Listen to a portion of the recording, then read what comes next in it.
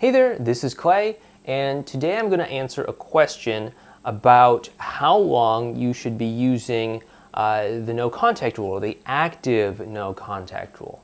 Now, as you know, Mika and I, we're the creators of the active no contact rule, which is fundamentally very different from the regular no contact rule that I'm sure you've probably heard about a billion places. And if you're just following the regular no contact rule, I think it really depends on how long you should follow it. Some people say like a month, some people say like 6 months, some people say, I don't know, anything between. And I can't really speak to that because personally I don't think that the regular no contact rule is effective in any way whatsoever. So it really doesn't matter how long you do it because it's not going to do anything.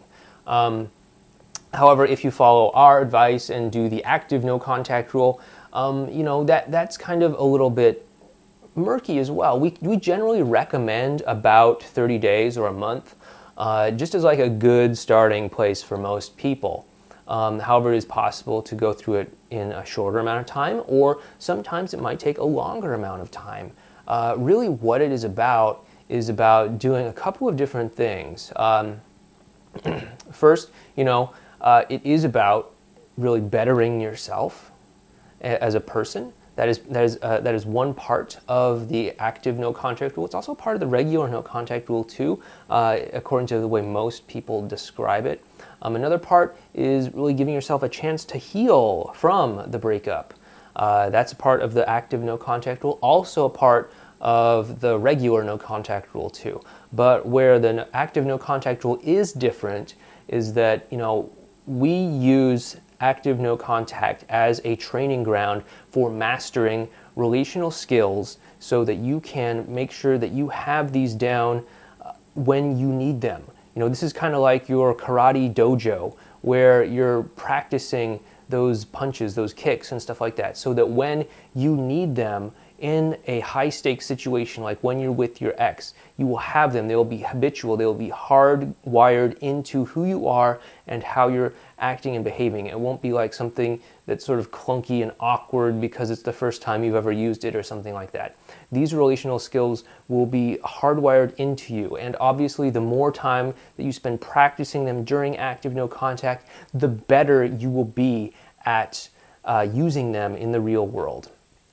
And of course, again, that is kind of variable based on how much time you're willing to put in practicing these. If you really put in the time to practice these every single day, you could be able to go through active no contact pretty quickly. However, if you're just kind of like a little bit, half-assed with it, it might take quite a long time. Again, it just really depends on how much work you're willing to put in.